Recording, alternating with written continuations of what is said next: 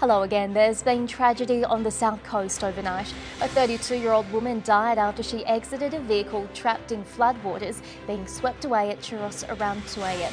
Her body was recovered this morning. In Bega Valley, a man and 2 dogs have also been rescued from a truck that became submerged. SES used an inflatable life raft to reach the cabin of the truck, the emergency service reminding everyone to never risk driving through floodwaters. Meanwhile, flash flooding has also put Mogo Zoo's campground underwater, and in Ulladulla, the SES has attended a landslide on the Princess Highway at Milton. It caused heavy traffic in both directions.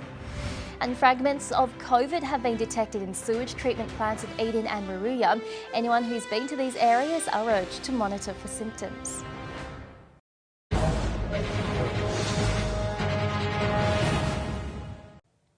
Hello again. A woman has been cleared of both murder and manslaughter charges after stabbing her partner at a Port Fairy caravan park in 2019. Jessica Wilson's lawyers argued she acted in self-defence when she used a kitchen knife to stab him in the back while he attacked her with a hammer. Also in court, mother Zoe Bueller's been told she'll have to wait until August next year to have her case heard.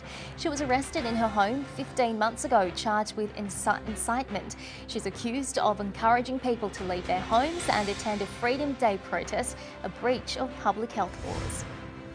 And Moyne Shire Council's confirmed that Port Fairy will definitely greet the new year with a bang. $15,000 has already been set aside for 2 fireworks displays at the Moyniana Festival. Partly cloudy and 19 for Portland.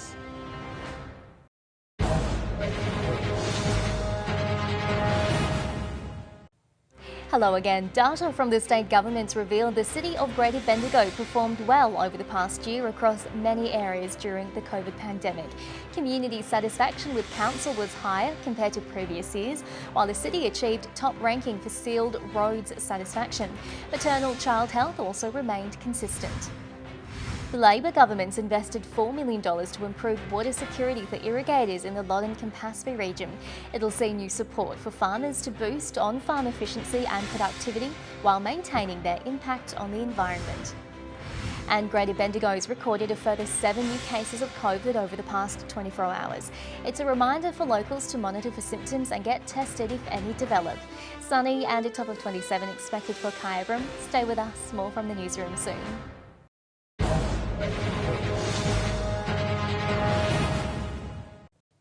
Hello again. This week's deluge has wreaked havoc on traffic conditions, with SES again reminding us if it's flooded, forget it. A number of minor and moderate flood warnings were issued for the region's waterways, including the Cooma River. The federal highways closed southbound near Collector with water over the road. A detour was in place via the Hume Highway to Yass, then onto the Barton Highway.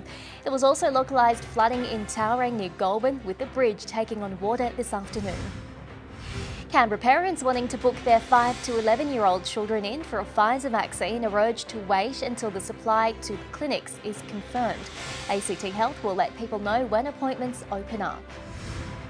And the North Woden Tennis Club in Canberra's had an early Christmas gift with nearly $1 million given for the hard courts to get fixed up.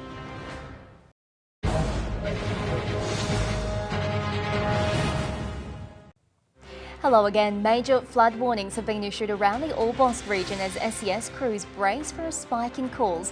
We could see the Snowy River peak as high as 7 metres over the coming days.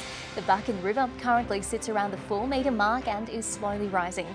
In Bairnsdale, a moderate flood warning's been issued, with the Mitchell River expected to peak overnight. Protests erupted outside Gippsland's offices today, demanding an environment assessment on the impacts of the Hazelwood lead-acid battery smelter. A Live Inc spokesperson, Maggie Jones, says the community deserves a thorough investigation into the impacts of the development. The project has copped criticism since it was announced in 2019. And a 56-year-old Maui man's been caught driving under the influence of methamphetamine along the Princess Freeway.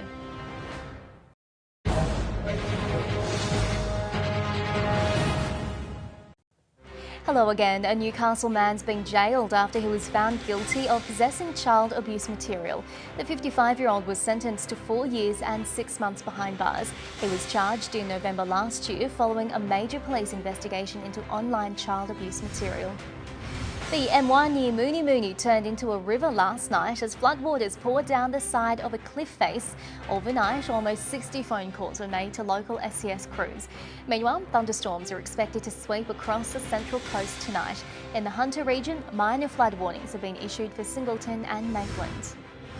And one dog racing fan set to become $500,000 richer with the world's most expensive staying race launching in Newcastle. The 7:15 will run for the first time in June next year.